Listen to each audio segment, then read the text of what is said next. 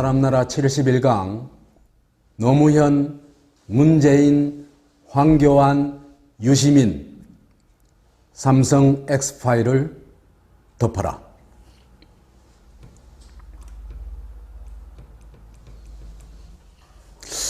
이 사진 한번 봐주십시오. 이건희,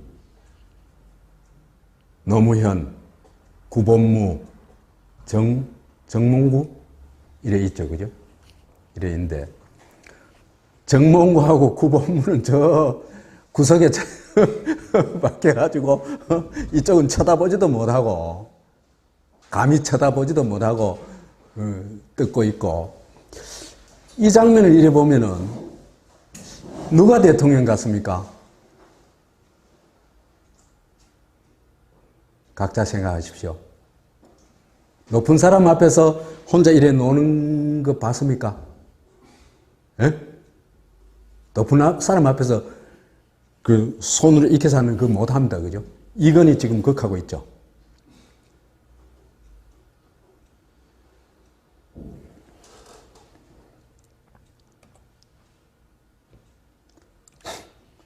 이상호, 홍석현 프로젝트를 깨다. 삼성 X파일, 이게 97년도에 안기부에 있는 도청 전문팀, 미림팀이라는 데서 도청한 테이프 중에 일부입니다. 이게 일부인데, 대선 자금 관련해가지고 홍석현 중앙일보 사장하고 이학수 삼성그룹 비서실장하고 얘기하는 걸 녹음한 것입니다. 이 세 번에 걸쳐가지고 도청을 했는데, 대선 후보들에 대한 자금 지원 방안하고 검찰한테 떡값을 어떻게 관리했는지 그 얘기하고, 그 두 가지 내용입니다. 그러니까 한국을 실질적으로 국가 권력을 좌우할 수 있는 두 그룹을 삼성이 어떻게 관리한지를 보여주는 것이라고 얘기할 수 있겠죠.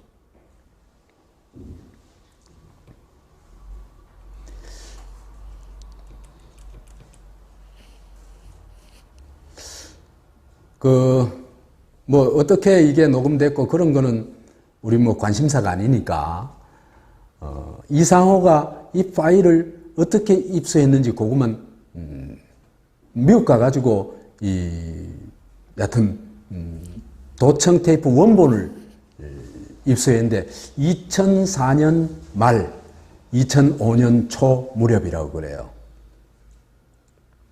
그래서 1월 13일 날 연합뉴스와 인터뷰에서 도청 테이프의 존재를 얘기를 하고, 이 굉장히 중요한 내용이 들어있다는 걸 언지시 얘기를 합니다.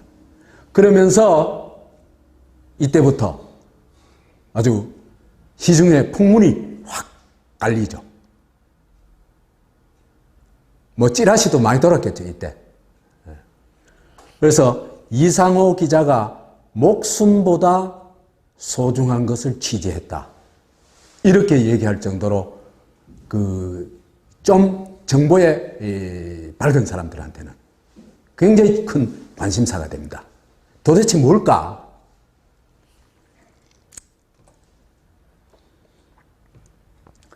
그러면은 시중에 웬만한 사람, 알만한 사람 아는데 정권이 이거 몰랐을 리가 없죠. 그런데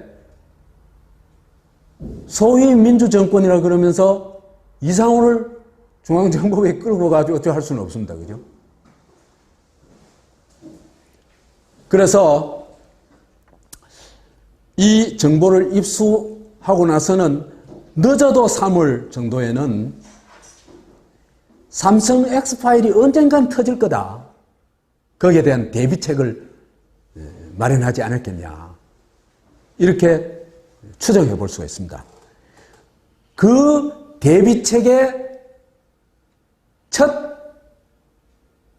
작품이 드러났죠. 뭐였습니까? 제가 전번 강의에서 얘기했던 국정원 과거사의 발표죠. 5월 26일 날. 그 핵심은 김재규가 살해 지시를 내려가지고 어떤 경로를 통해 가지고 동구권 총잡이 킬러 둘이를 고용해-가지고 김형욱이를 죽여서 파리 근교에 도로에서 50m쯤 들어간 숲속에 낙엽으로 덮어놨다. 이 얘기입니다. 그래서 그때 제가 요거 나오고 얼마 안 있어가지고 6월 초쯤에 인터뷰를 해가지고 이게 김재규한테 모든 걸 뒤집어 씌워가지고 명예살인을 하고 박정희의 잔인성을 가려주고 박근혜를 띄워주기 위한 공작이다. 국정원이 추진한 공작이다. 그런 얘기를 인터뷰를 했었습니다. 아무도 주목 안 했지만은.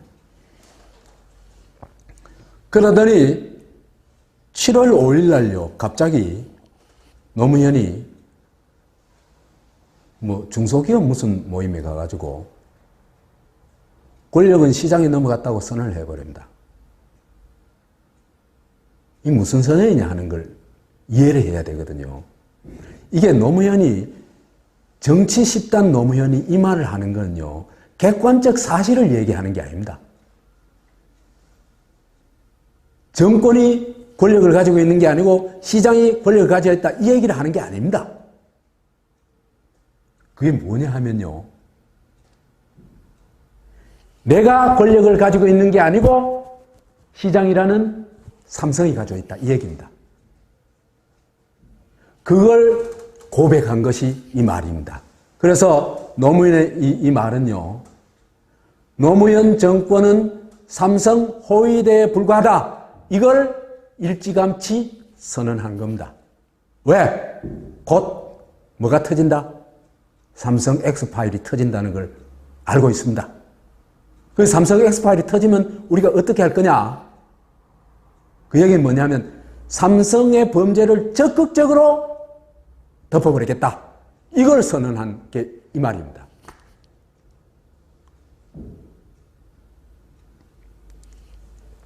그래서 결국은 터질 게 터졌습니다. 7월 21일 날 조선일보에서 첫 보도를 했는데요. 이 장면에서 제가 참 난감해요. 삼성 X파일을 덮은 노무현 정권이 더 나쁘냐?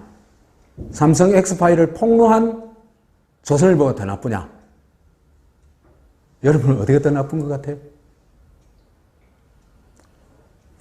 여하튼 7월 22일에는 그 이튿날에는 MBC 뉴스데스크에서 삼성 X파일에 대해서 집중 보도를 합니다.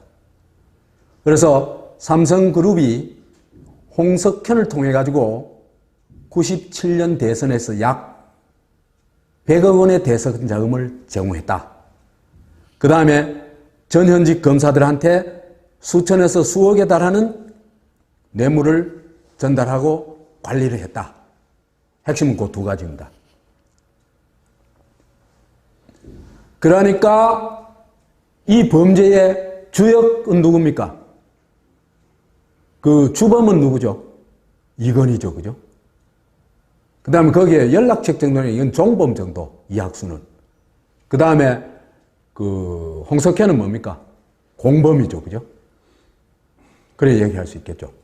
그래서 이 공범인 홍석현이 주미대에서 물러나라고 시민단체에서 요구를 합니다. 근데 24일 날에는 MBC 뉴스 데스크에서 뭐까지 이때는 MBC가 살아 있었어요. 그래서 이제 사실은 IMF 위기를 초래하는데도 삼성이 큰 몫을 했다는 걸 폭로를 합니다. 무슨 얘기냐 하면은 97년도에 삼성그룹이 기아자동차 인수를 하려고 하는데 요놈 인수하기 위해서는 기아자동차를 부도를 내도록 만들어야 되는 겁니다. 그래야 헐값에 몰 수가 있죠. 부도를 내도록 하기 위해서 대출금을 일수에 갚도록 여러 가지 로비를 하는 겁니다. 이런 나쁜 놈들이 어디 있어요? 그래서 이게 기아 부도로 이어지고 IMF 위기로 치닫게 된다는 걸 폭로를 합니다. 그 다음에 검찰 고위층 10여 명에게 정기적으로 뇌물을 제공했다는 것도 폭로를 합니다. 그러자 당시 노무현 정권의 법무장관으로 있던 천정배가 이래 얘기를 합니다. X파일에 언급된 뇌물받은 검사를 파하라 이렇게 지시를 해요. 지시를 하고는 X파일에 관한 성역 없는 조사를 하겠다고 얘기를 합니다. 이때까지는 천정배 괜찮았어요. 적어도 노무현 문재인보다는 훨씬 나았습니다.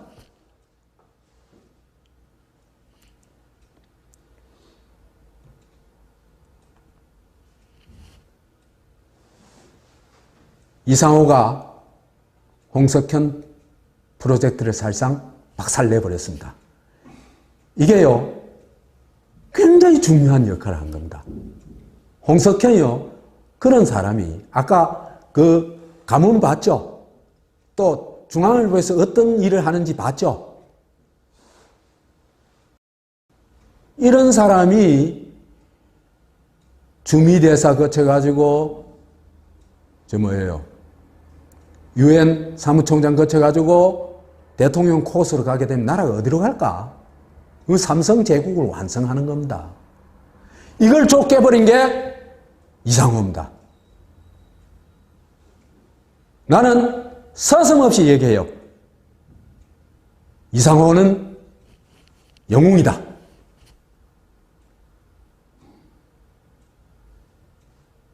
정말 올곧은 한 사람, 진실 앞에 목숨을 내놓은 한 사람의 역할이 무엇을 어떻게 할 수 있는지를 이상호가 보여줬다. 이런 사람이야말로 파워 오브 원의 살아있는 증거다. 얘기할 수 있습니다. 그래서 이건희의 꿈, 삼성제국의 꿈을 박살내버렸다. 그런데 이 나라에서 이런 언론 영웅이 어떤 영웅을 대접을 받고 있는지 지금 우리가 생생하게 지켜보고 있습니다. 병에 걸리고 쫓겨나고 온갖 비난을 받고 그 비난에 맨 앞에 누가 서 있습니까? 노빠들, 문빠들이 서 있습니다.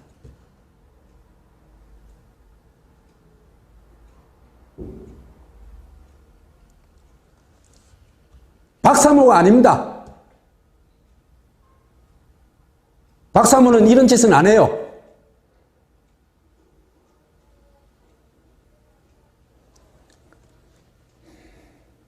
저는 그래서 이 사회의 정의가 살아있다는 것을 정말 꼭 보고 싶습니다. 나는 그 정의가 살아있던 증거를 이상호를 통해서 보고 싶습니다. 그래서 이상호가 MBC 사장 되는 걸 꼭 보고 싶어요.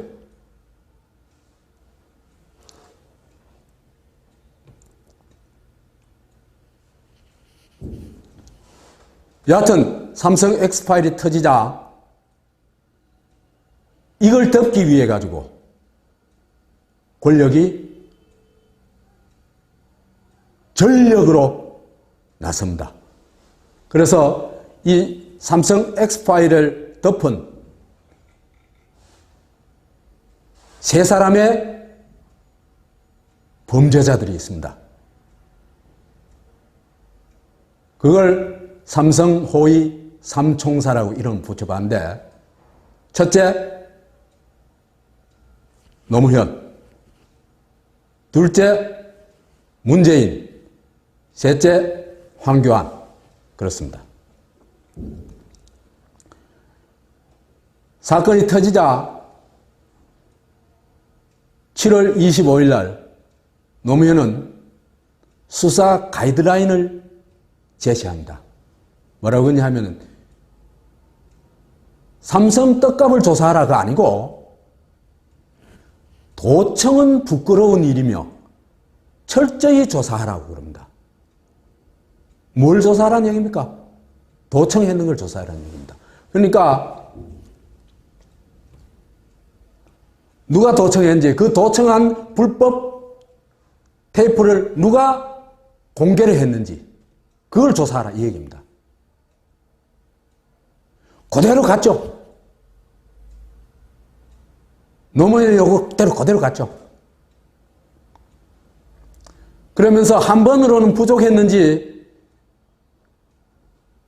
8월 8일에는 재차 수사 가이드라인을 제시를 합니다. 이런 얘기를 합니다. 기자들 앞에서 정경원 유착과 불법 도청 어느 것이 본질이냐, 이런 문제가 꼭 중요한지 모르겠습니다만은 저는 제게 물으면 도청 문제가 훨씬 더 중요한 문제이고 본질적인 문제다. 운운합니다. 내가 그 육성을 MBC 동영상에서 그대로 봤어요. 들었어요.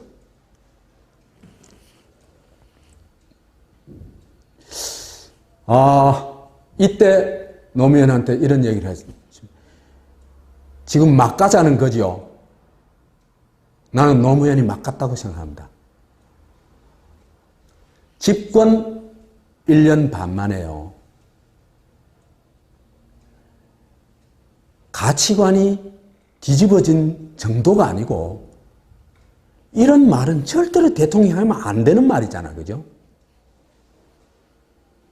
그거는 검찰이 판단해야 될 문제고 또 주권자들이 판단해야 될 문제예요.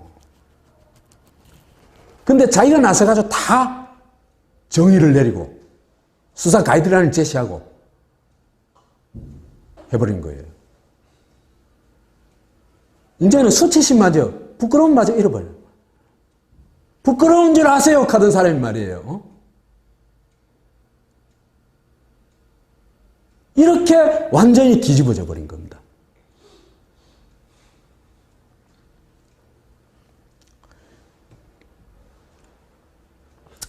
수치심이 사라지면 부끄러움은요, 인간의 인간됨의 출발점입니다.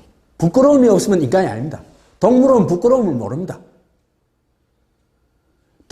부끄러움을 아는 유일한 존재가 사람이에요. 존재 본질이에요, 부끄러움은. 이 존재 본질을 없거나 잃어버린 사람은 뭐라고 합니까? 사이코패스라고 하죠.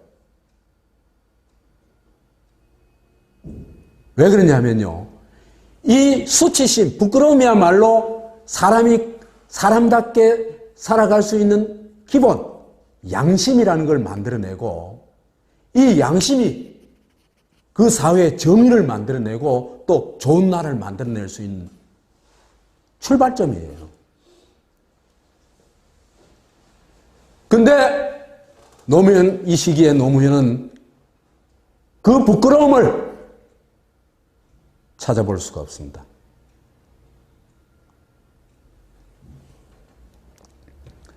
(7월 26일) 날은 한나라당과 민주당에서 특검을 요구합니다.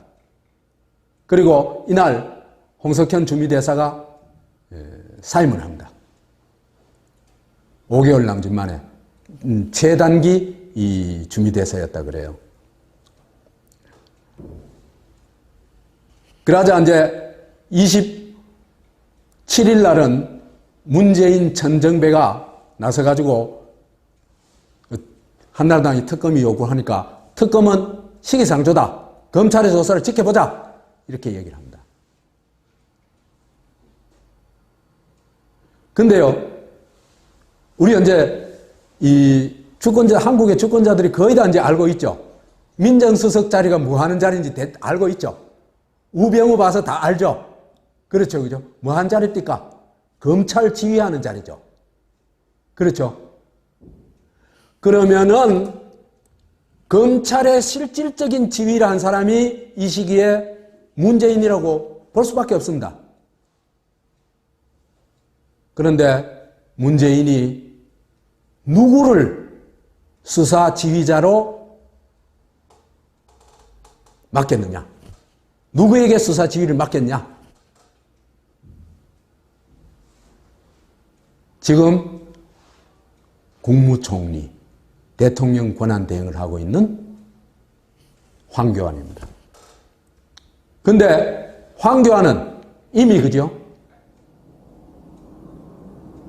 떡값 문제로 많이 시끄러웠던 사람입니다. 이 사람은.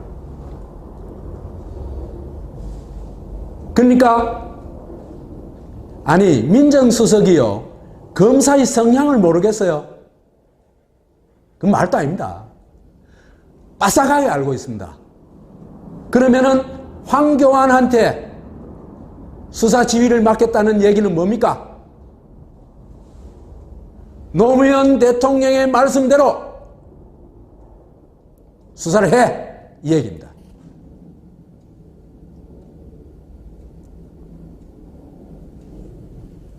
그래서 삼성 수사 지휘를 황교안이 맡았는데 이 황교안이 떡값 검사로 원래 유명했어요. 99년도에 그죠? 삼성 임원들이 고급 성매매한 사건이 있었어요. 뭐 이건희도 성매매하다가 걸렸죠. 그런데 이건희는 뭐 건드리지도 안 하고 그 촬영한 사람 뭐 촬영 지시한 사람 구속됐죠. 요즘도 똑같아요. 옛날에는 하는 짓이, 검찰이 하는 짓이. 강자는 안 건드리죠.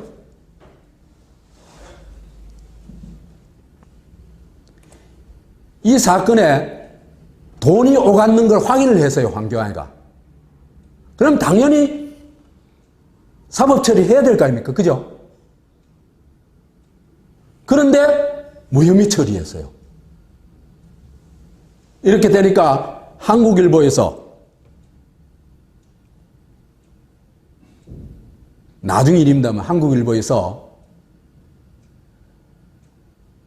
황교안이가 삼성 측으로부터 1,500만 원 상품을 받았다. 그 대가로 무혐의 처리해준 대가로 이래가지고 보도를 했어요. 여하튼 이건 뭐 재판까지 걸리고 막 시끄러웠습니다만은 여하튼 막 그런 떡값 문제로 이 사람은 늘 여하튼 입에 오르내리던 사람이에요. 그러니까 삼성이 관리하던 검찰이라면 대충 다 눈치채고 있을 만한 삼성 관리 대상입니다. 대상이었습니다. 황교안은. 그런데 문재인은 이 사람이 되도록 한 거예요. 수사를 맡도록 한 거예요. 민정수석 있는 사람이.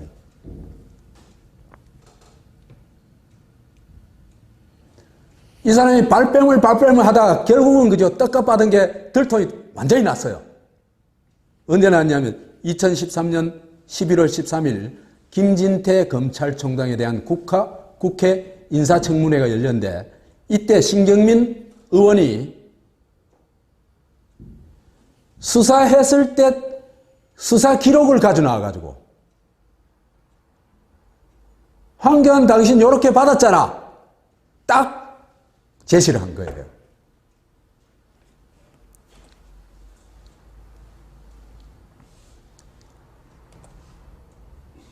그래서 1년에 2, 3회 각 500만 원, 많게는 2천만 원까지 줬다는 내용이 당시 수사 자료에 들어 이렇게 밝히니까 꼼짝 못한 거예요.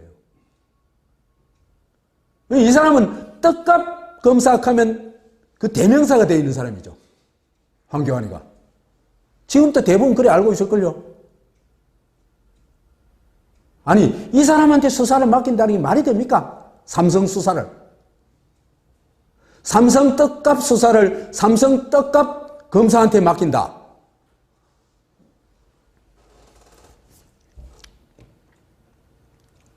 그래서 이 사람은 뻔하죠. 삼성 호의 수사를 할 수밖에 없겠죠. 당연히 하겠죠.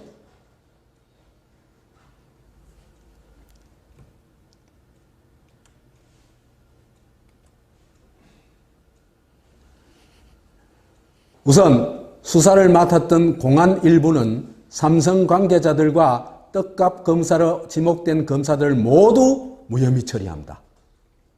한 사람 예외도 없이 다 무혐의 처리해버려요. 그럼 뭐 법제도가 있으면 뭐해요?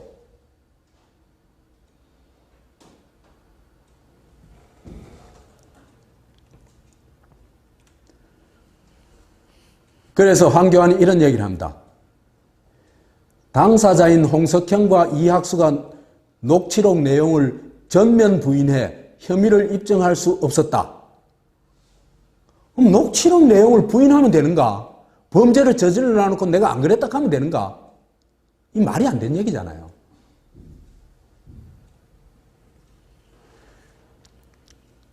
하늘을 우러러 한 점 부끄럼 없는 수사였다고 얘기를 합니다. 아까 그 국민 찾는 놈은 나쁜 놈이다 그랬죠, 그죠?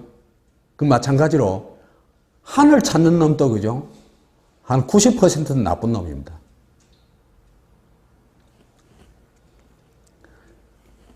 있잖아요, 그죠? 구체적인 범죄를 숨길 때 하늘이란 추상을 그죠? 끌어들입니다.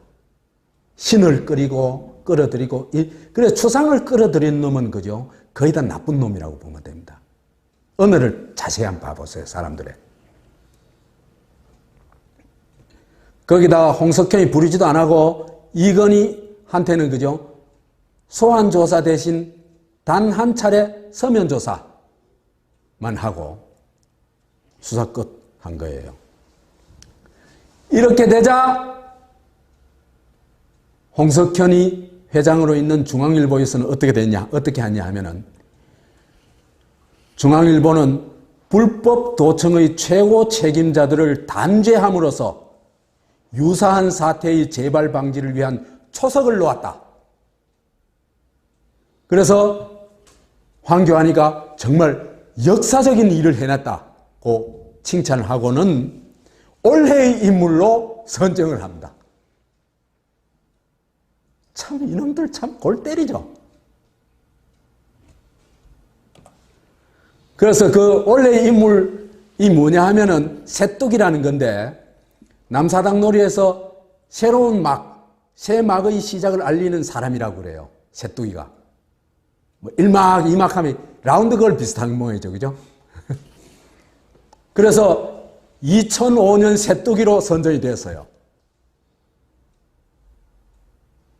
그래서 이때 기자들이 황새뚝이라고 불렀다고 그래요. 황교안을.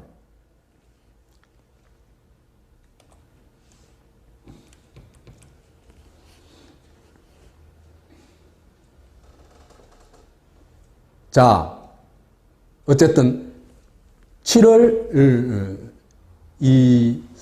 그 다음에 삼성 호위 대연정까지 추구하게 됩니다.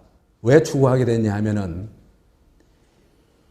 이게요, 그 열린우리당, 노무현과 열린우리당만으로 이걸 덮기에는 힘이 딸리죠. 그렇죠. 그러니까 한나라당이 이 공조를 해줘야 이걸 덮을 수 있는 겁니다. 그래서 한나라당한테 우리 손 좀 잡자고 막 액을 벗걸해가지고 손을 잡은 겁니다. 근데 한나라당은 당연히 재벌 따위니까, 재벌 옹호 따위니까 당연히 손 잡겠죠.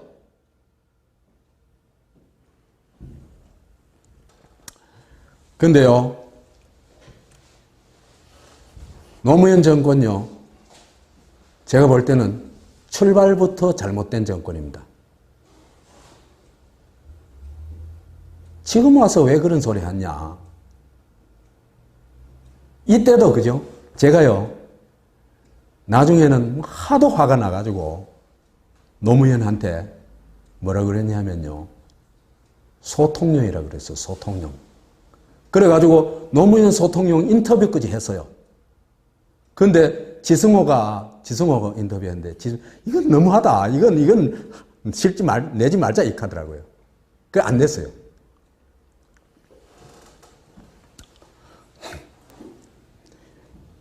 이 최고의 국정과제로 지역주의 청산을 꼽은 그 자체가, 그죠? 굉장히 잘못된 거예요. 지역주의라는 건요, 군사 독재 정권의 지배 전략 중 하나일 뿐이에요, 이게. 왜 그런지 좀 설명을 해야 되는데, 매국 독재 세력은요, 모든 정치 권력은 그렇다고 하지만 진짜 대통합을 추구하는 정권은 뭐냐 하면은, 대통합을 하려고 하면 어떻게 하면 됩니까? 대통합을 하는 방식은 뭡니까? 그 대통합을 하는 방식에 대해서는, 그죠? 꿰뚫고 있는 사람이 있습니다. 누구겠습니까? 이재명입니다. 그 방법이 뭡니까? 억강부약입니다. 그거 하면 대통합 저절로 돼요.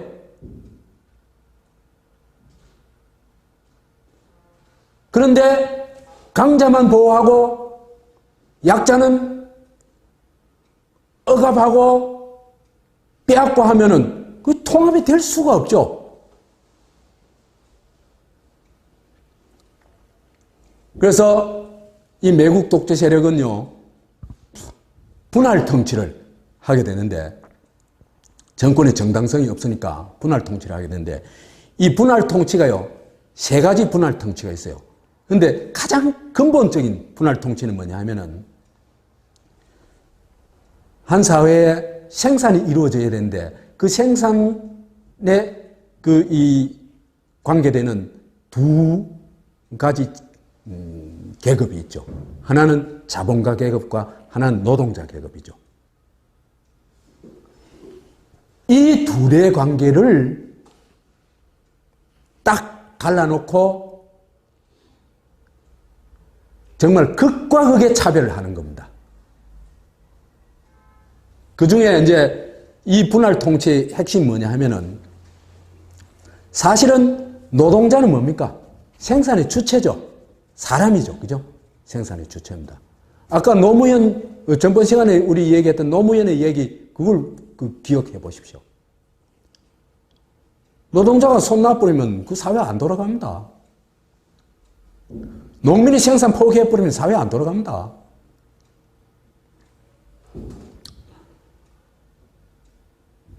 그리고 자본은 뭡니까? 우리 경제학 교과서에 다 배우죠? 자본은 뭡니까? 생산 수단입니다.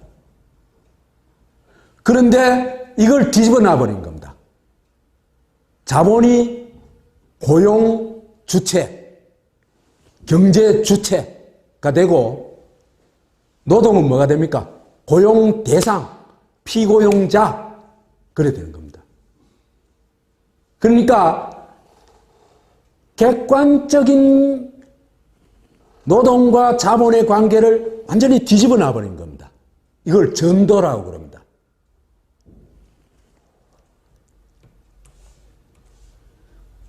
그래 해가지고 자본은 사실은 생산수단인데 이게 경제 주체가 돼버리고 주인이 돼버리고 고용주가 되고 이래 되는 겁니다.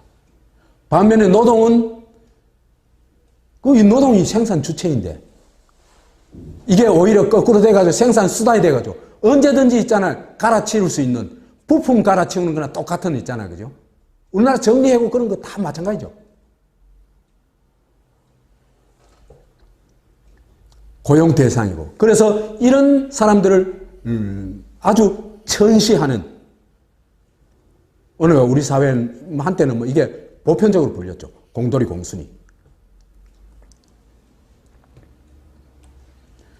이때 이 매국 독재 세력 국가의 역할이 뭐냐 하면은, 자본은 극단적으로 보호하고 지원하고, 그 대신 뭘 받습니까? 정치자금 다 받죠, 거기서. 그죠? 그 다음에 노동은 철저히 통제하고 처벌하는 겁니다. 그래서 자본가들이 노동자에게 빨대를 꽂아가지고 빨아먹도록 하고, 자기들은 이 기업들로부터 돈 받으면서 그 빨대 꽂고 있는 겁니다. 그러니까 이런 군사 정권이 했던 짓을 있잖아, 그죠? 노무현이 그대로 반복한 겁니다. 그러면서 이런 근본적인 한국 사회의 문제, 말하자면 자본과 노동이 대등한 관계에서 정말 서로 협력하고 서로 인정하고 협력할 수 있는 존재, 그 방식이 아니고 철저히 빨아먹고 지배하도록 만드는, 착취하도록 만드는 그 관계를 절대 손을 안 대기 위해서 다른 대결 구도를 만들어냅니다. 그 대결 구도가 뭐냐 하면은 뭐겠습니까? 지역 대결 구도입니다. 이 지역 대결 구도에 들어가게 되면요, 삼성 우리 지역에 와라, 그 다음에 우리 정권 세워가지고 중앙 예산 좀 더 가져오자, 이래 되는 겁니다. 그렇겠죠, 그죠? 그래 되면요, 이 지역끼리 싸우게 돼 있어요. 사실은 공정하게 배분할 것 같으면 싸울 필요가 없는 거죠. 그렇죠? 전라도에도 경상도에도 공정하게 배분하면은 누가 싸우겠어요? 싸울 일이 없죠. 이렇게 싸움을, 전장을 옮겨놔가지고 지역끼리 싸우도록 만든 게 군사정권의 지배 전략입니다.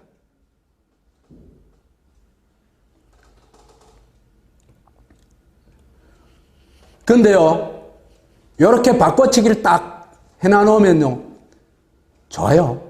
경상도 사람들은 입만 열면은 있잖아요, 그죠? 뭐라 합니까? 거품을 물면서 김대중이 빨갱이, 전라도 그게 막, 그냥 얘기 나오면, 그죠? 한 5분에 한 번씩 막 따발총을 쏘요.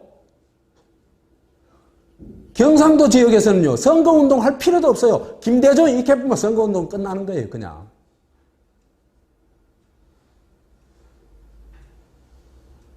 그 상황을 붙여놓은 거거든요. 근데요, 군사 독재 정권이 이제 민주화되는 과정에서 지역의 정치적 특성이 굉장히 차이가 나겠죠. 호남은 당했잖아요, 그죠? 당했기 때문에 학살 독재 정권을 당연히 거부하겠죠. 광주 학살을 한 군사 정권과 그 후예들한테 표를 줄 수 있겠어요? 그 미친놈이지. 그게 어떻게 지역주의예요? 반군사 정권이고 반독재 정권이지. 그게 지역주의 아니에요. 이렇게 사기를 치는 게 노무현입니다.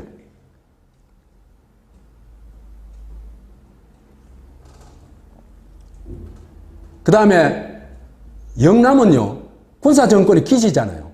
그래서 떡고물이 많이 생겼어요. 그러니까 이게 학살 독재 정권과 정당을 지지하죠. 열광적으로.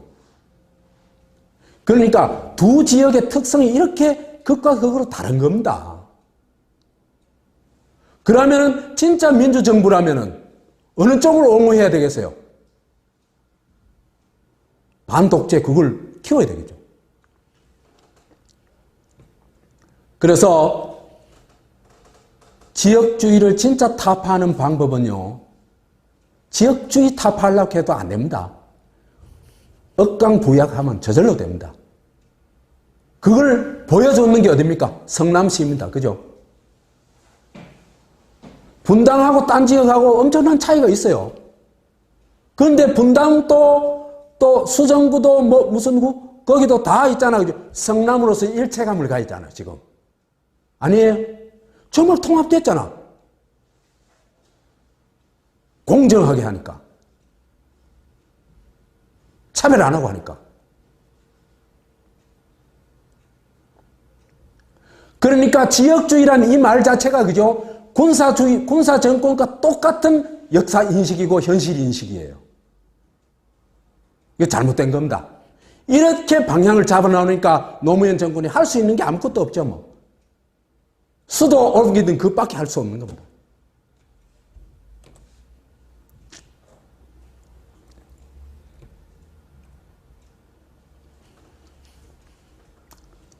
그래서 이 한국 사회, 그 다음에 또 하나 분할 통치는 남녀 분할 통치입니다.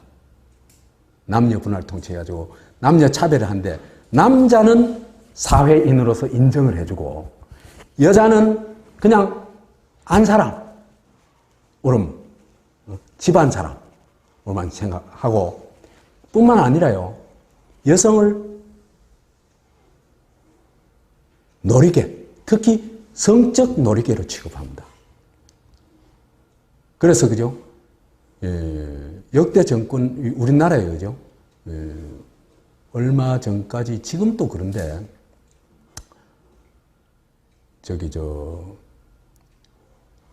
유흥산업에 그죠? 종사하는 사람이 한 200만 된다 그래요, 여성이.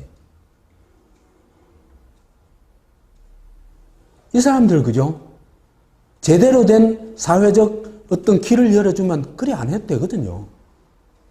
이 여성들을 놀이개로 던져놓은 겁니다. 그런데요, 제가 좀 여러분들한테 충격적인 얘기를 할게요. 여성에 대한 이 놀이개 문화, 인식, 이런 게 그죠? 그나마 많이 단절된 게 언제인 줄 아세요? 박근혜 정권 들어왔습니다. 예를 들어 볼까요?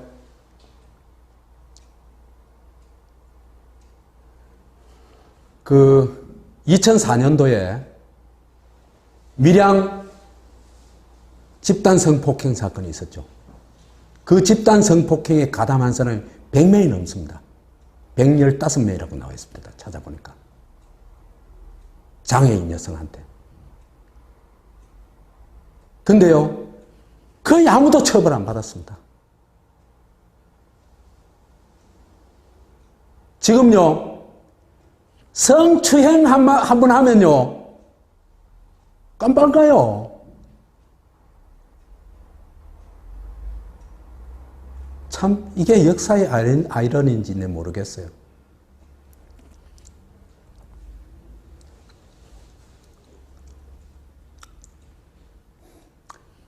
이 시기의 시대 정신, 국정 과제는 당연히 정치 민주화도 좀 더 추진해야 되지만, 더 해야 되지만은 당연히 경제 민주화, 교육 민주화로 나가야 되는 겁니다.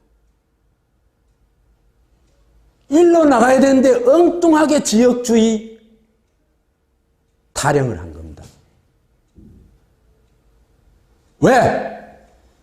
삼성은 손을 잡아버렸거든요.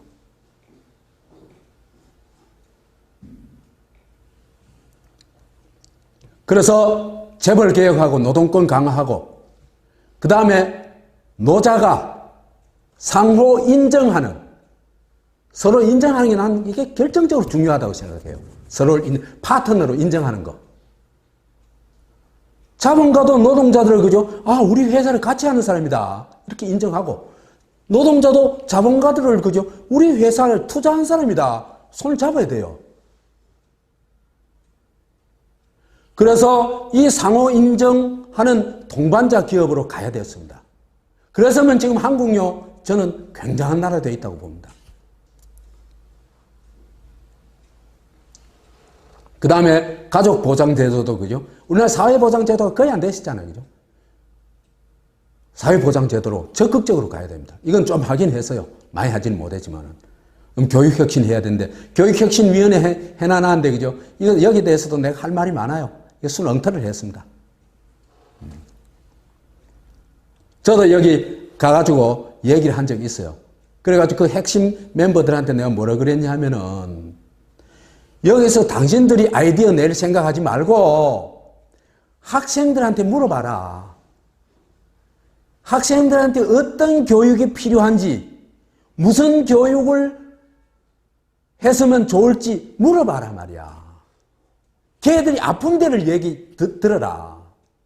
걔들이 필요한 것에 응답해라. 그래서요. 학생들 단 한 번도 안 만났어요. 그게 무슨 교육혁신위원회예요. 이 참여민주주의를 정말 아무것도 모르는 거예요. 하는 짓들이.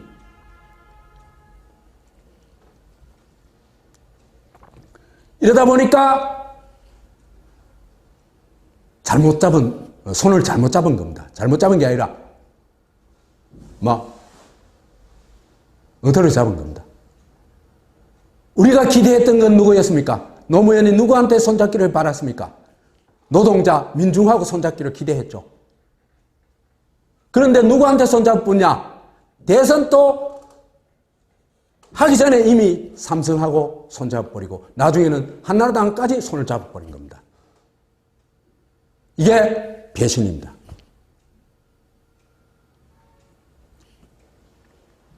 그래서 이런 정권의 본질은 친재벌, 반노동, 반민중 경제노서이다. 이렇게 보면 되겠습니다.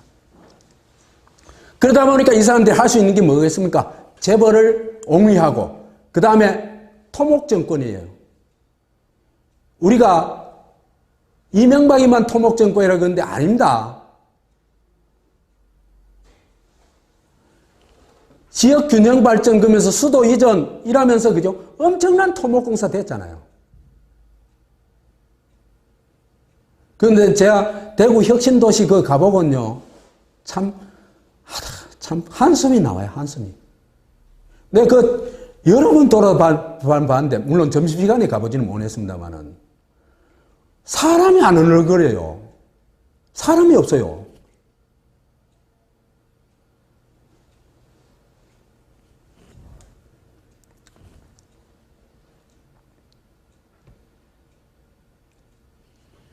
이래 되니까 사람들이 정권에 등을 돌리겠죠.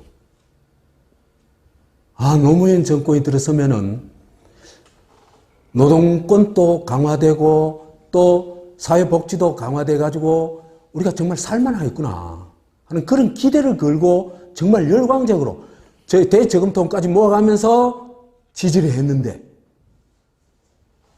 이 짓거리 하니까 돌아서겠죠.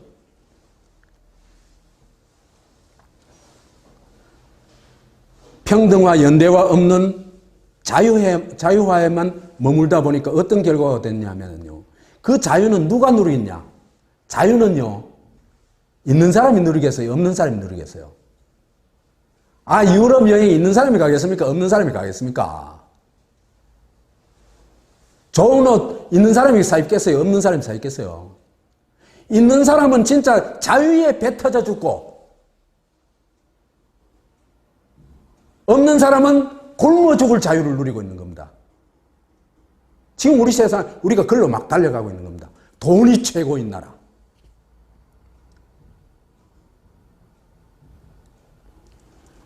그래서 이래 되다 보면은 독점이 강화되고 양극화가 심화되겠죠. 그래 되면은 양극화 심화되면은 중산층도 몰락하고 민생이 아주 곤란해지겠죠. 어려워지겠죠. 그래서 출산율이 떨어지고 자살률이 높아가고 형편만 되면은 여건만 되면 이민 떠나려고 하는 겁니다. 이게요 언제부터 이런 분위기가 확 퍼져나갔냐? 노무현 정권 때입니다. 잘 기억해 보십시오. 이래 되니까 2004년도 총선에서는 압승을 거뒀던 당이 불과 1년 후에 불과 1년 후에 보궐선거에서 23대 빵으로 완패를 당했죠. 거기다가 지금 현재 삼성 엑스파일까지 터졌죠. 그런데 사실은요, 삼성 엑스파일이 노무현 정권이 만든 게 아니잖아요. 그렇잖아요. 그죠? 그러면 노무현 정권이 이거 제대로 조사해도 되는 겁니다. 근데 왜 못했냐? 왜 못한 것입니까? 첫째, 돈 받아먹은 것 때문에. 둘째로, 홍석현 프로젝트 때문에. 이걸 덮어야 되는 겁니다. 이렇게 되다 보니까 2006년도 11월에는요, 지지율이 박근혜가 최저 몇 프로까지 갔습니까? 4%까지 갔죠. 갤럽 여론조사에서. 근데 이때 노무현은 그죠? 5.7% 지지였습니다. 그래서 매사가 사람들이 노무현 탓을 했죠. 우스갯소리로. 침대에서 떨어져도 노무현 탓. 요즘 박근혜 정권한테 대한 거하고 거의 흡사한 분위기였어요. 그런데 노무현이 자살하고 나서 한국 대중의 노무현 인식이 거의 180도로 또 바뀌어버립니다. 이것도 그죠? 정말 연구해야 될 주제예요. 왜 그래? 정권 말기에 있잖아. 그죠? 정말 그렇게 싫어했던 노무현 정권이 죽자 말자 말이지 이렇게 신화가 탄생할 수 있었을까? 신화가 될 수 있었을까? 그래서 어떻게 노무현에 대한 걸 깜빡 다 잃어버리고 환상이 생기고 그게 신화화할 수 있을까? 이 대중심리에 대한 연구가 참 필요해요. 저는 그 원인을요, 새로운 사탄이 나타나기 때문이라고 봐요. 그 새로운 사탄이 누구입니까? 이명박입니다. 더 나쁜 놈이 나타났으니까 지금 사람들이 그 더 나쁜 놈에 분노하는 게 이 노무현 신화화로 가는 겁니다. 사실은 저도 그죠? 여기에 깜빡 넘어갔어요. 그래가지고 노무현 정권 시절에는 노무현에 대한 비판을 신랄하게 했던 저인데 이 일 이후로 나도 어리벙벙해가지고 노무현 신화까지 믿지는 않았지만은 노무현에 대한 걸 깜빡 다 잊어먹고 있었어요. 그러다가 내 그 기억을 일깨워주고 노무현을 알몸을 다시 보게 해준 게 누구냐 하면요, 문재인과 안희정입니다. 그래서 이 두 사람한테 정말 고맙다는 말을 꼭 전하고 싶습니다. 그래서 아무튼 7월 27일 날 이제 특검은 안 된다. 그거는 이제는 본격적으로 수사도 누구한테 맡겨놨어요? 노무현은 뭐 수사해라? 불법도청 수사해라. 그 다음에 문재인은 황교안한테 맡기고 황교안은 알아서 처리하고.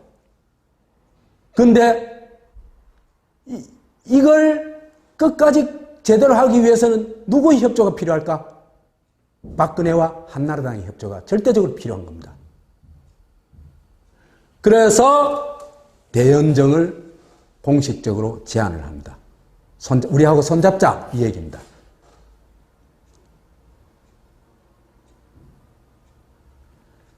당원 동지 여러분께 드리는 글 이래가지고 이제 제안을 하는데 이게 사실은 박근혜와 한나라당에 보내는 SOS 신호다 하는 건 전에도 말씀드렸습니다만은 이것부터가요, 당원 동지에게 보내는 이것부터가 정말 유치해요. 너무 유치해요. 너무 유치. 동네 친목계에도 그죠? 이런 수준의 제안은 안 해요. 이게 정권을 넘겨주는 제안 아닙니까? 속이 어떻든. 그죠? 선거구제를 바꾸고 정권을 넘겨주는 제안이면 이게 얼마나 중대한 국가적 일이에요. 그거는 기자회견을 통해 가지고 공식적으로 제안을 해야 돼요. 그래야 그게 국사를 정정당당하게 처리하는 방식이죠. 그런데 당원한테 보내는 편지가 뭐예요, 이게 도대체?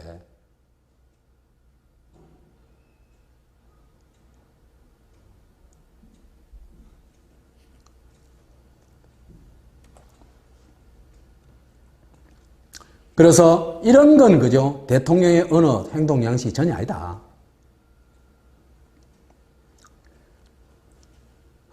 선결 조건으로 2인 선출하는 중대선거구제에 동의하면 된다 그랬는데 이것도 사기라는 건 뭐 전번에 얘기했죠.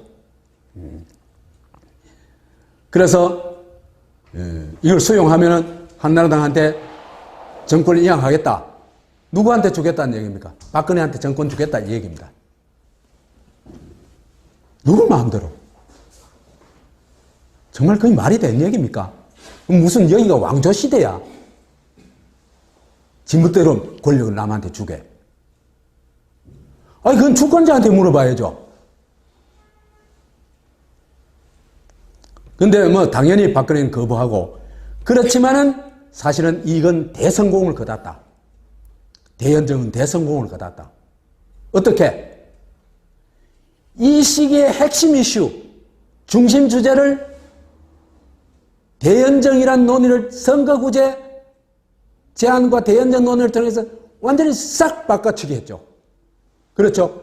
이 시기의 핵심 주제, 핵심 이슈는 뭡니까? 핫 이슈는 뭡니까? 삼성 엑스파일이죠. 그렇죠. 근데 그걸 사르르 밀어내버리고 선거구제 가지고 막 떠들기 시작한 겁니다. 그러면 이거 다 빨려 들어오게 돼 있어요. 왜 빨려 들어오냐? 전부 지목줄이 걸렸거든.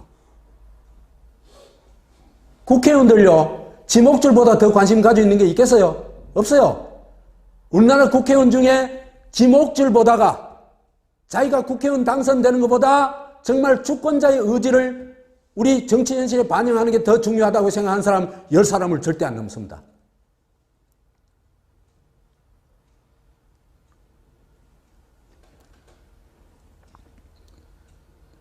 그러다 보니까 전부 달라붙는 거예요.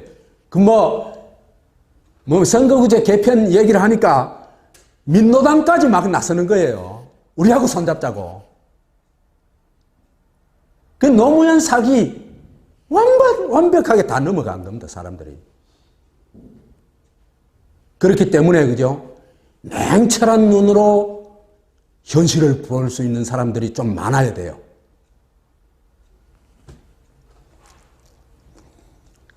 그래서 박근혜 띄우기, 박근혜 환심 사기의 대성공을 거둡니다. 몽땅 드릴게요 했으니까. 그래서 박근혜가 도와주죠. 한나라당, 열린우리당 손잡고 가자 이래가지고 이제는 삼성 엑스파일은 안 쳐다볼래? 이래가지고 삼성 엑스파일을 묻어버리고 삼성 엑스파일 문제를 법과 정의와는 완전히 거꾸로 처리하게 됩니다. 그래서 노무현 정권의 삼성 호위를 위한 대연정은 대성공을 거뒀다. 이렇게 얘기할 수 있습니다. 그래서 최악의 거꾸로 처리를 하는데 이건희, 이학수, 홍석현 다 무혐의. 이상호 MBC 기자, 김연광 조선일보 월간조선 편집장, 월간조선에서 녹취했는 걸 다 실었거든요. 는 1심, 2심 거쳐가지고 그러니까 2011년이니까 2005년부터 2011년까지 몇 년 걸린 거예요. 6년 동안 개고생한 거예요, 사람.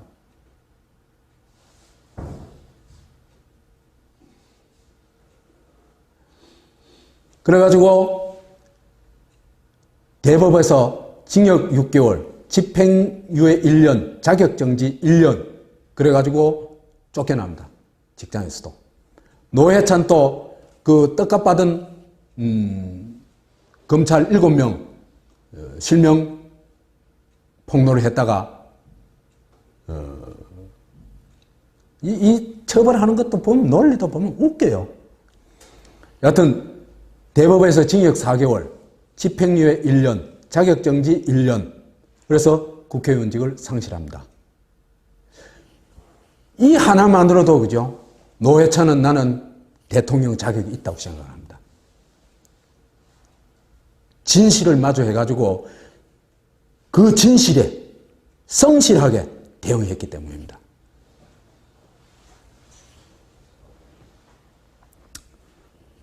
강도야 그랬는데 강도는 무죄고 강도야 외친 사람은 강도적 처벌을 받는 겁니다. 강도 대신 처벌받은 겁니다. 이게 한국의 노무현 정권 때의 현실이었다.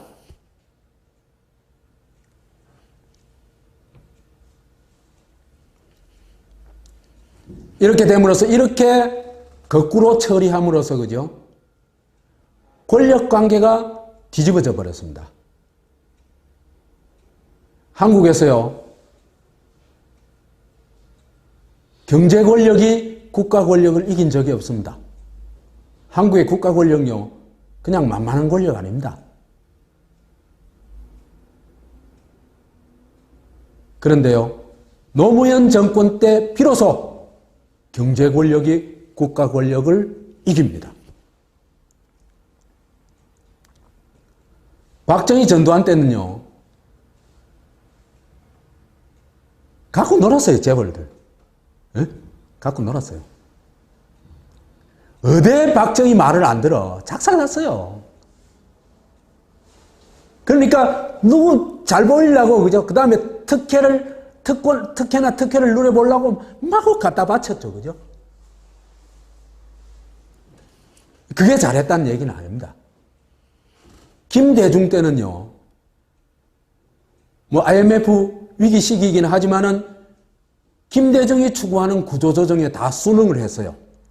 그러니까 국가 권력이 재벌 권력을 압도했다 이런 얘기입니다. 이 시기에도. 그런데 노무현 때 와가지고는 삼성이 국가 권력 위에 올라타게 됩니다. 취임 전에도 그랬고 취임식 때 연설도 그렇고 이 참여정부 이름도 그렇고 이만불 시대도 그렇고 그리고 이 엑스파일 과정에서도 그죠? 삼성은 치외법권으로 인정이 됩니다.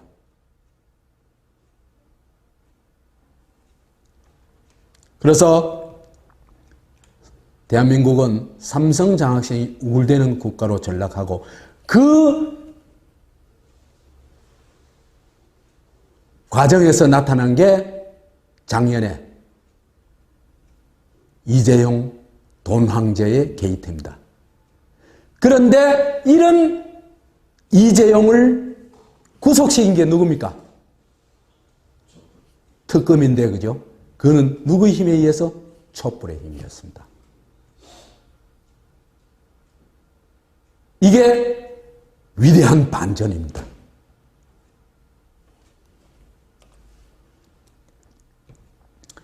이 노무현 때 거꾸로 처리한 건요, 치명적 결과를 가져왔어요.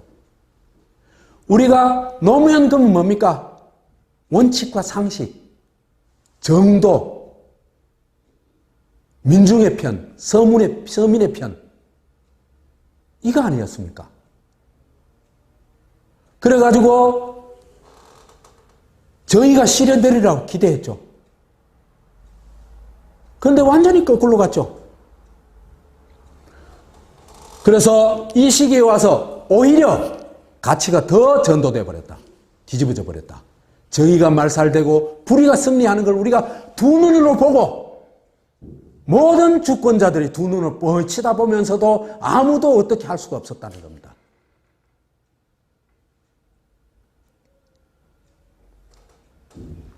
그 다음에 이거 못지않게 또 심각한 거는요, 사람과 돈의 관계가 전도돼 버린 겁니다. 돈이 최고고 돈이 모든 것의 왕이라는 걸 노무현 정권은 증명해 줬습니다.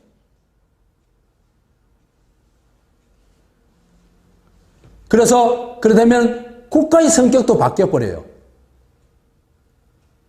어쨌든 주권자의 나라를 지향했던 대한민국이 이제는 돈 나라로 전락하겠죠. 돈이 최고인, 돈이 지배하는. 그래서 돈을 숭배하는, 돈을 가진 자들이 어떤 만용을, 어떤 범죄를 저질러도 처벌할 수 없는 돈이 신인 사회가 되어버린 겁니다.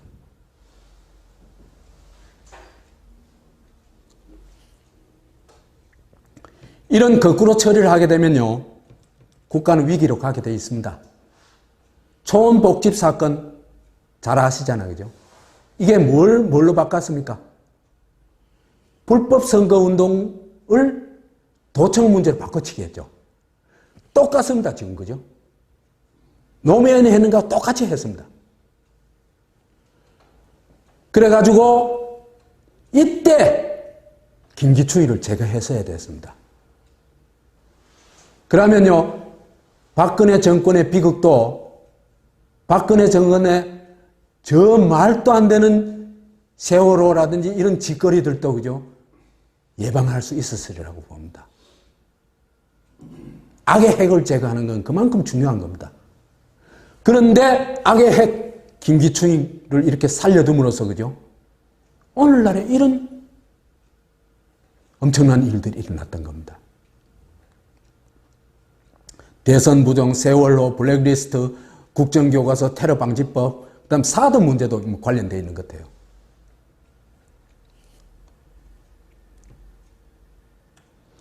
정윤의 문건 유출 사건도 있잖아요, 그죠? 이게 문건이 무슨 내용이냐가 중요한데 이걸 뭐로 둔갑시켜봤습니까? 문건 유출 사건으로 둔갑시켜버렸죠. 그래가지고 이때 차단할 수 있었던 박근혜 게이트를, 그죠?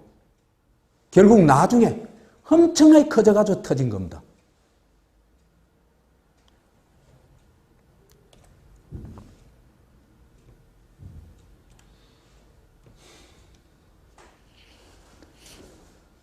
삼성호위 대연정파의 탄생, 책사 유시민. 이 화면이요, 누가 이렇게 만들어 놨길래 가져와 봤습니다. 유시민이 2002년 8월 1일 오마이뉴스와 인터뷰를 하면서 김대중에 대해서 얘기한 겁니다. 정상적인 판단력을 잃어버린 사람이다, 이렇게 얘기를 합니다.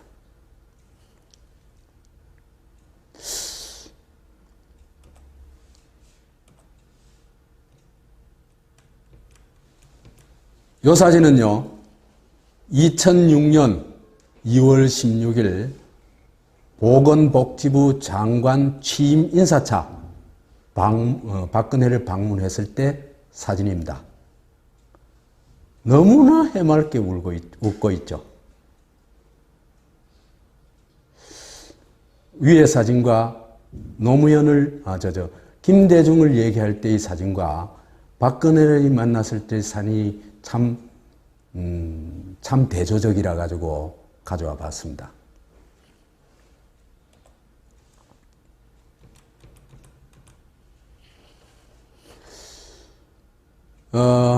유시민은요, 거의 김대중을 저주해요. 그것도 근거도 없이. 어떤 사람을 비판하자면 근거가 있어야 되거든요. 여기 선한 거는 쭉 생략하고 밑에 또 있으니까.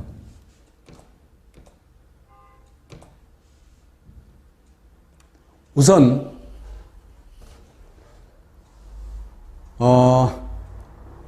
게임의 법칙인가 하는 책에서 이런 얘기를 했다고 보도가 되어 있어요.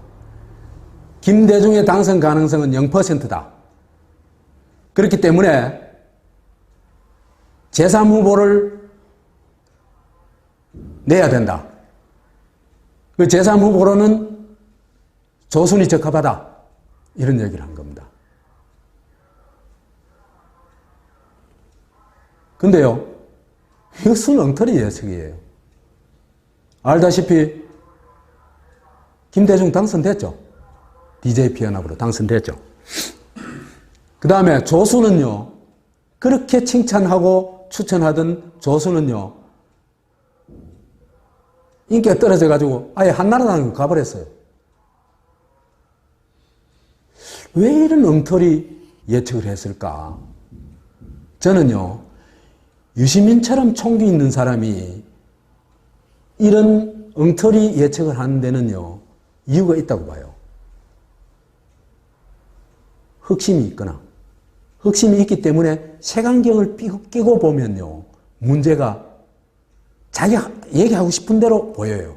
자기가 갖고 싶은 대로 보여요. 가고 싶은 대로. 그러니까 이 사람 마음속에는 김대중은 무조건 꼬표라는 게 딱 읽혀요.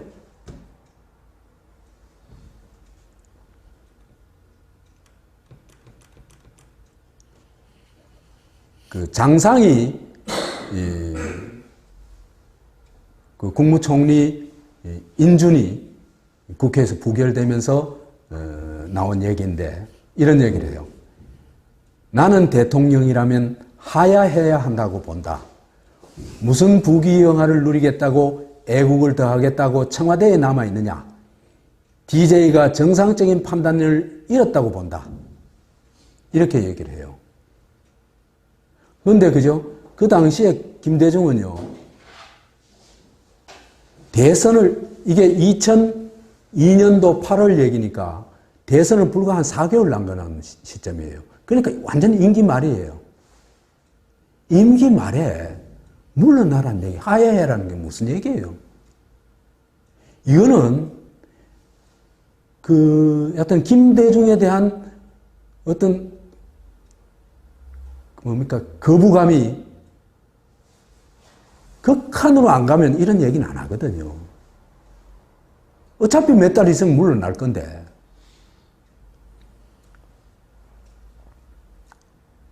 그 다음에 부귀영화를 누리고 뭐 이건 무슨 악담이에요. 아니 김대중을 어떻게 보는지 있잖아. 이 사람 마음이 읽히잖아요. 그냥 씹고 싶은 거예요, 김대중은. 안 그러면 이런 얘기 안 나와요. 심리라는 게 있잖아, 그죠? 그 다음에 이런 얘기를 해요. 노무현이 지난 개각 전에 국무총리와 법무행자부 장관은 한나라당의 추천을 받아서 하라고 건의했는데 깡그리 무시했다.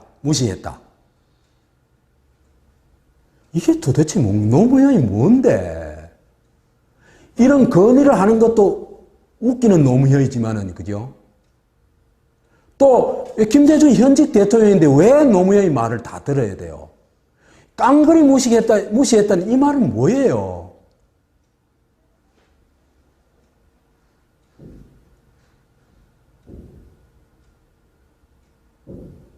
김대중,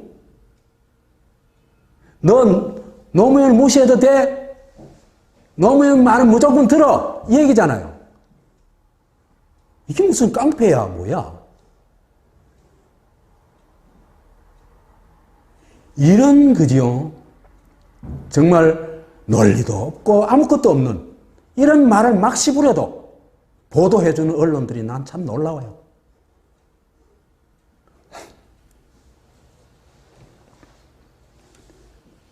그 다음에, 그죠? 개인적으로 장상 인준이 안 되기를 바라요. 부결되기를 바랐다 그래요. 그런데 나중에 한 얘기를 보면, 뭐, 그 뒤편에서 한 얘기. 나는 장상 씨가 도덕적으로 특별히 문제가 있다고 보지 않는다 그래요. 아니, 도대체 도덕적으로 문제가 없는 사람을 왜 부결되기를 바라요? 이게 무슨 억하심이에요? 그러니까, 김대중에 대해서는 무조건 부정을 하고 싶은 거예요, 이 사람.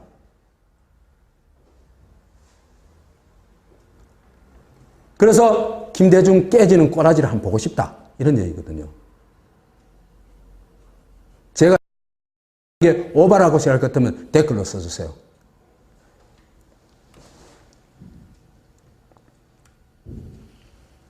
그 다음에 김대중 때리기, 한나라당 편들기까지 합니다. 논란을 피하고 무난하게 처리하려면 한나라당과 협의했어야 한다. 지금 대한민국을 지배하는 건 청와대가 아니라 한나라당이다. 이회창 씨가 대한민국을 실제로 통치하고 있다. 아니, 이게 지금 할 소리입니까?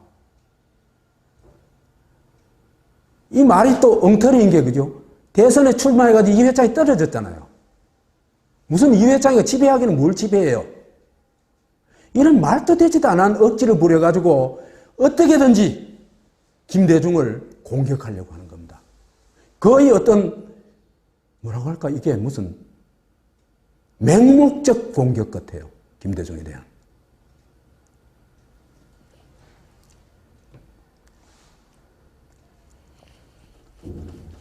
현직 대통령한테요. 그리고 한국의 민주화를 위해서 평생을 바친 DJ한테 이런 말을 합니다.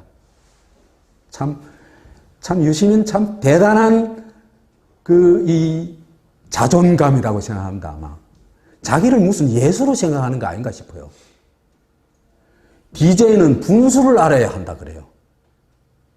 이런 말을 어떻게 할 수 있을까? 법적으로는 대통령이지만 정치적으로는 대통령이 아니다. 그런데 계속 고집을 부리는 것이다. 무슨 애 다루듯이 얘기해요. 너 고집 부리지 마. 그럼 맞아. 이렇게 하는 거예요.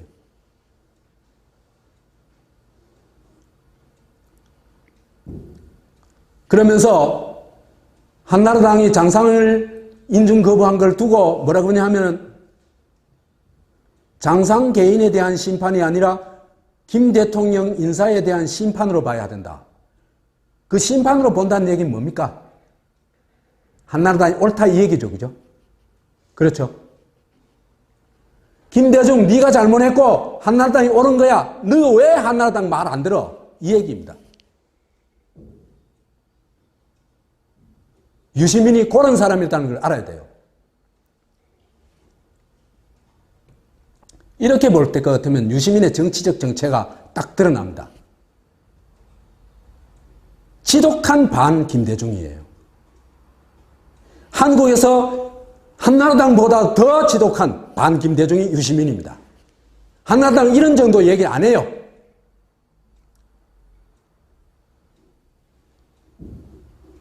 더구나 정권 말기에 힘없는 김대중을 어찌 그리 잔인하게 짓밟는지 난 도저히 이해할 수가 없어요. 정당하게 뭐가 잘못했다. 그런 건 이런 거 바꿔야 된다. 이런 얘기해야 되잖아요. 정상적인 정치인이라면 유시민이. 이 사람은 그러면서 그죠? 친한나라당 이거 쭉 봤죠? 완전히 한나라당 편이에요. 그 다음에 노무현은 자기 주군으로 모셔요. 노무현 말 안 듣는다고 김대중한테 호통을 치고 있죠. 이게 가신하고 뭐가 달라요? 이게 완전 노무현 꼬봉이 되는 거예요.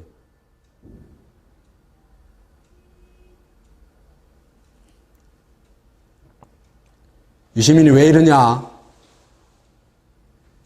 이 사람이 그죠? 민주주의자인가? 나는 그것도 신뢰가 안 가요. 이 사람이 어느 정도로 오만하고 또 막말을 정말 지멋대로 하느냐. 이 얘기를 한번 들어보세요. 나는 이 공식적으로 얘기한 겁니다. 나는 한국인 100명에 대한 평전을 쓸 것이다. 제일 먼저 쓰고 싶은 사람은 김종필 전 자민련 총재다. 30년 넘게 2인자 자리를 지킨다는 것은 정말 대단한 것이다. 김종필이 어떤 인간입니까? 5.16 쿠데타의 그죠? 주모자예요. 악명 높은 중앙정보부의 창설자예요. 한국 악의 뿌리예요. 민주주의 파괴범이에요. 이 사람을 최고로 치는 사람이 민주주의자? 정말 웃겨. 민주주의자 아니에요. 이 사람 반동이에요.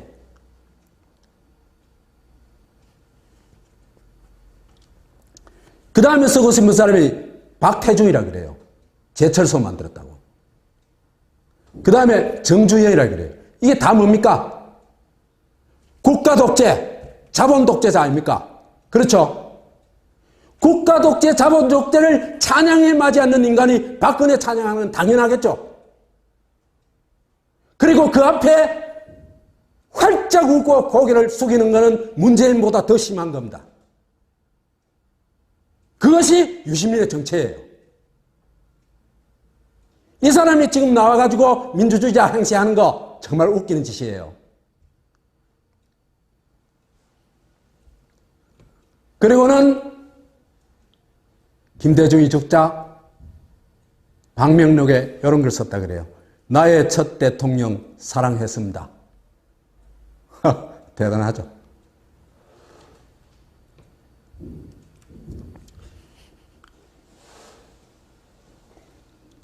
유시민이 요즘 편파적인 그런 언행을 하지 않는다면 이런 얘기까지 안 하려고 그랬어요.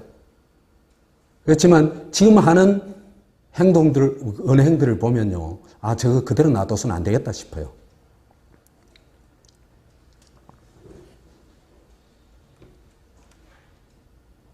대연정 책략.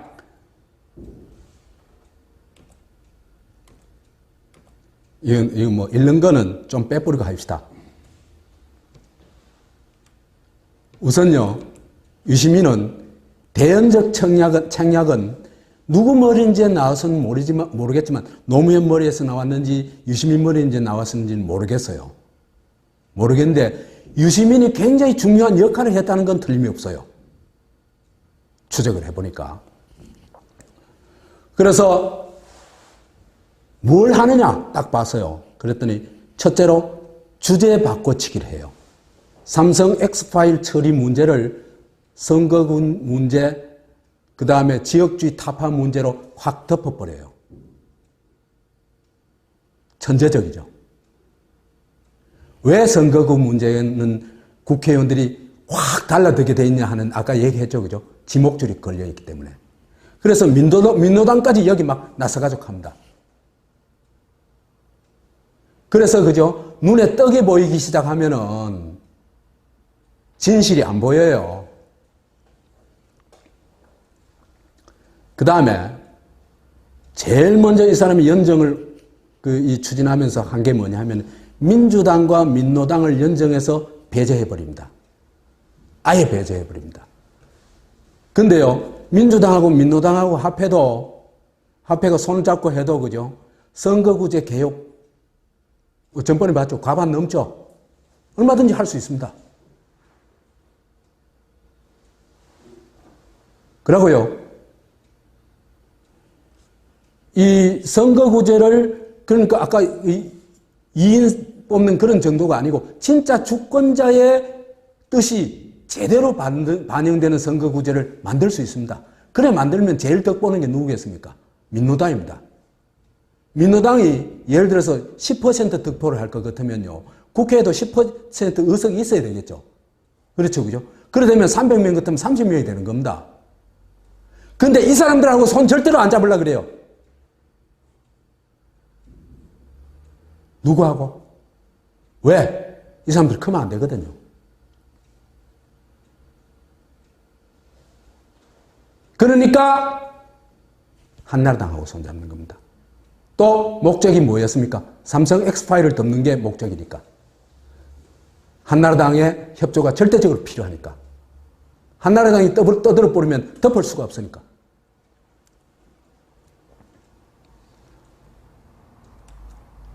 그래서 이 사람이 그죠? 한나라당, 열린우리당 공생정치가 목적이라고 아예 공공연하게 얘기해요. 이건 한번 읽어드려야 되겠다.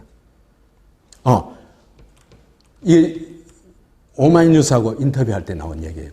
서로 대마를 잡아 만방으로 이기겠다는 생각을 하지 말고 공생하고 상생하면서 반집 싸움을 하자는 것이다. 누구하고? 한나라당하고 열린우리당하고. 우리 짝짝꿍 하면서 놀자 이 얘기죠. 그죠? 민노당하고 민주당 저것들은 그냥 떨거저들이야. 저건 뭐 관심 갖지 말고 우리 둘이 짝짝 하면 놀자 이 얘기예요. 이겨도 져도 서로 치명적인 타격을 입지 않는 그 게임으로 한국 정치를 바꾸고자 하는 화해의 제초인 동시에 압박이다. 이래 얘기를 해요.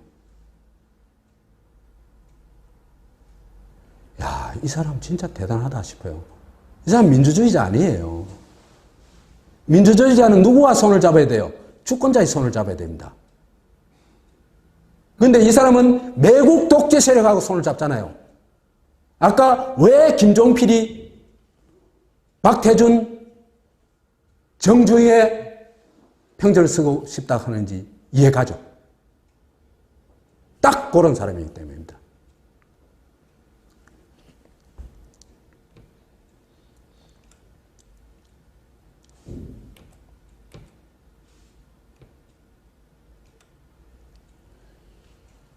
그래 되니까 박근혜가 절실하죠. 박근혜가 절실히 필요하죠. 그래서 박근혜를 찬양하고 박근혜한테 정말 아부를 합니다. 요건 전번 시간에도 했습니다만은 앞으로 인연이 있다면 대한민국을 한번 이끌어 나갈 뿐이다. 앞으로 대통령 될 뿐이다.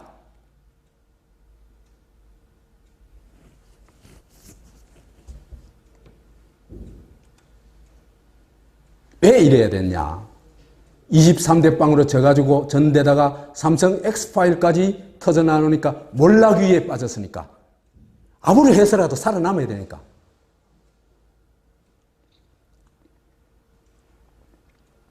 이런 아부성 대연정을 제안한 게 노무현과 유시민이다. 이런 면에서 볼 것 같으면은 노무현이 정치술 10단이고 유시민이 책략 10단이라는 건 확실하다. 그 위력을 이 대연정에서 보여줬다. 그래 얘기할 수 있습니다.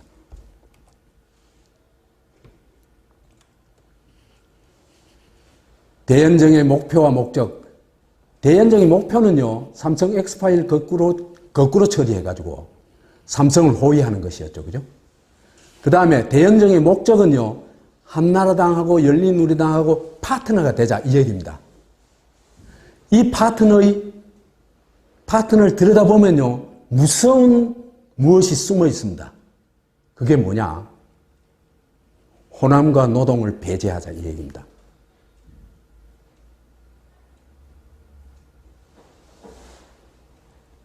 그래서 선거구제를 바꾸려면은 민주당하고 민주노당하고 손잡아도 충분히 될 수 있음에도 불구하고 그 사람들하고 손 안 잡고 기어이 한나라당하고 손 잡죠. 그러면 호남하고 민중하고를 배제하겠다 이 얘기입니다. 그래서 주류 대연합을 하자. 구주류는 뭡니까? 한나라당이죠. 이 매국 독재 세력이죠.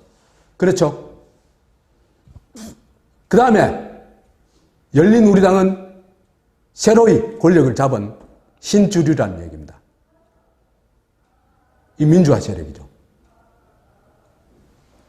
그래서 우리가 만방으로 치고 살고 만방 게임을 하지 말고 반지 게임을 하자. 그 얘기입니다. 이게 야합 아니고 뭡니까? 그래서 우리가 지배 대연합을 이루자. 재벌과 경상도 정치 세력. 호남 배제하고 민중 배제하고 나면 그래 되겠죠. 우리끼리 뭉치자. 우리끼리 협력하자. 그 얘기입니다. 그래서 재벌이 마음대로 할 수 있는 재벌 자유주의 체제를 지향한다.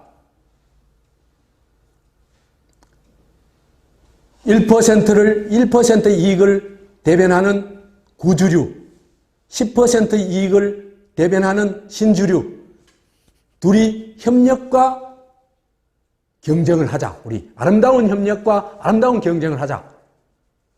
이 제안을 한 겁니다, 지금.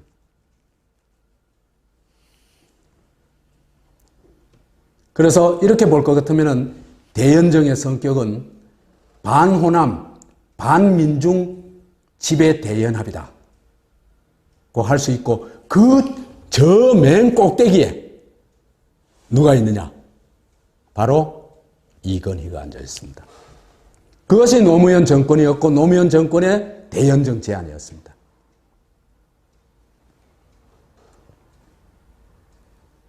그래서 그 결과는 어떻게 됐냐? 대연적인 결과, 되지는 않았지만, 그 명목살아남아 대한민주공화국을 추구하던 나라가 삼성공화국으로 바뀌어버렸죠.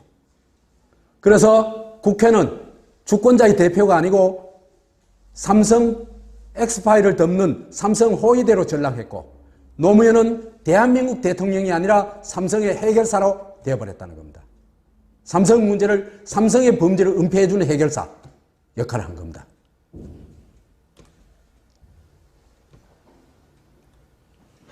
이렇게 해서 이 과정을 거쳐서 대연정파가 탄생을 합니다.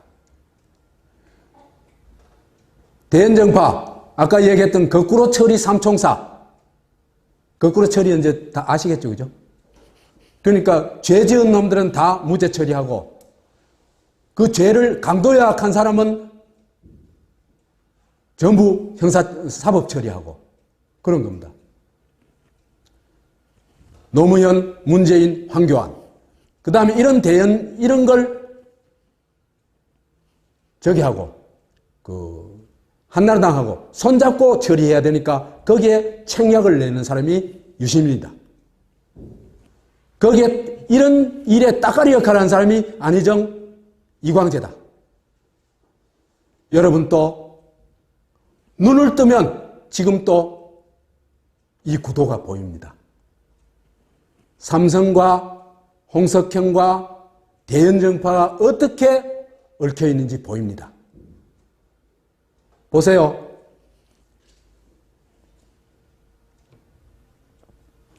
그래서 촛불혁명과 19대 대선은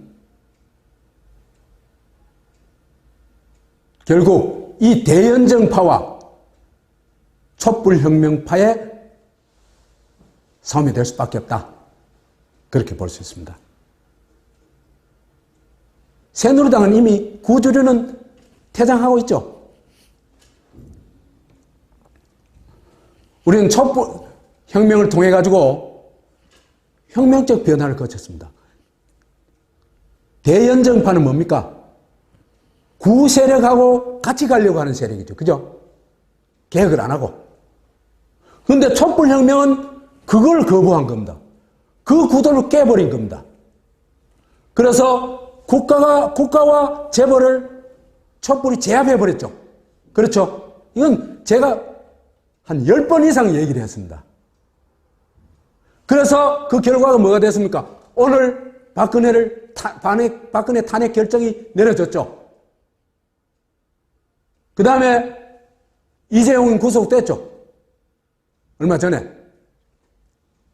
그리고 구주류 새누리는 몰락해가고 있죠.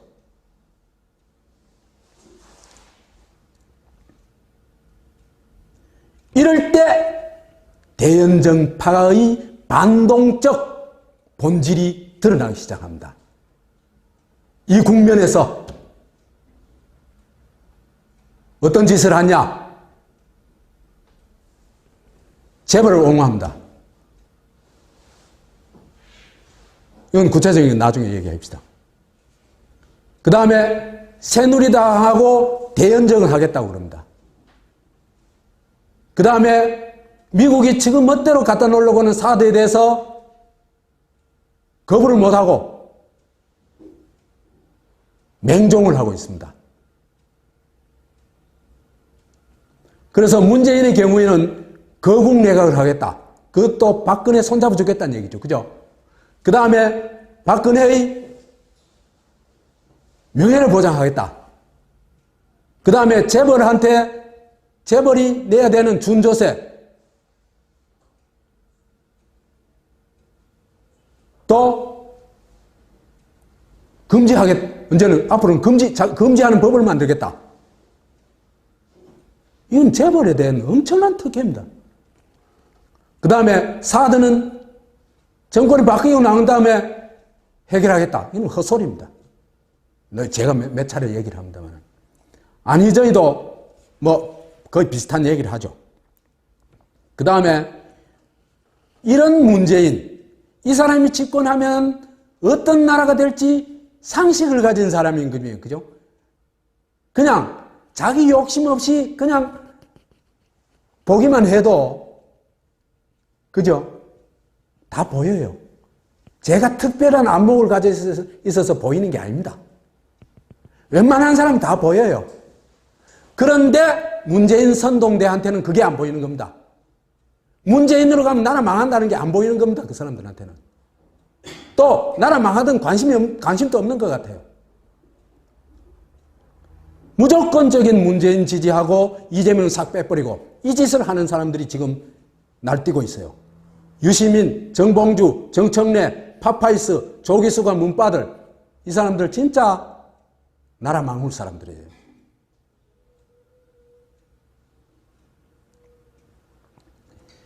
이 사람들은 왜 사대의 심각성을 모르겠어요? 나도 아는 건데. 그리고 많은 사람들이 알고 있잖아요. 한국인의 반 정도가 알고 있잖아요. 그 다음 지금 피부로 느끼잖아요. 재벌 문제. 그 다음 문재인이 얼마나 무능한지 도대체 수첩 없으면 아무 말도 못하는 사람이라는 걸 알잖아요. 남자 박근혜라는 걸 알잖아요. 이 사람들이 왜 몰라요? 다 아는 사람들인데.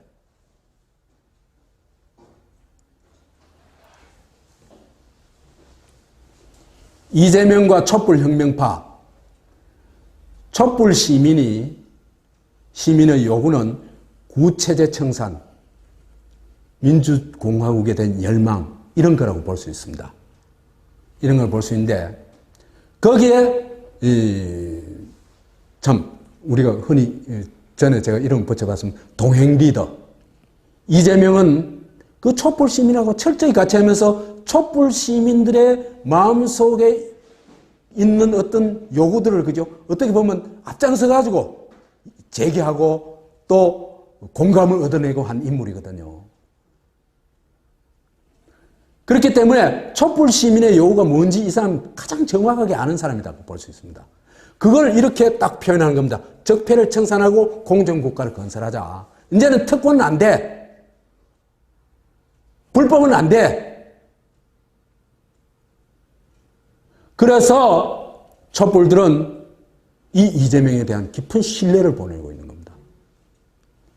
그것이 촛불 집회 현장에서 일어나는 환호성들이고 하여튼 극적인 공감들이죠. 그래서 촛불들은 성남혁신을 대한민국 차원에서 재현해 주기를 기대하고 사들을 막아야 나라가 살 수 있다는 걸 깨닫고 재벌을 해체해야 그 빈부격차 문제를 경제 민주화를 실현할 수 있고 이런 걸 거의 다 느끼고 있는 사람들이에요. 그래서 이 사람들은 이재명의 정책을 지지하면서 이번 대선에서 촛불혁명이 실현되기를 기대하고 있는 것입니다. 그래서 19대 대선은 대연정파 대 촛불혁명파의 대결이 되겠다. 대연정파는 신구주류 지배연합이라고 할 수 있고, 얘기했었죠, 그죠? 이거는 기득권 연합이라고 할 수 있습니다. 기득권 연합. 그래서 기득권이 자유를 누릴 수 있는 나라를 추구하고 있다. 자유주의 국가를 추구하고 있다. 자유주의가 있잖아, 그죠? 나의 자유가 남한테는 폭력이 될 수 있어요. 그죠? 왜 그래요?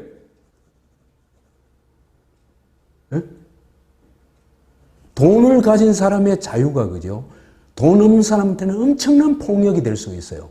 그렇기 때문에 자유에는 반드시 평등이 붙어야 그 사회 안전성이 확보되는 겁니다.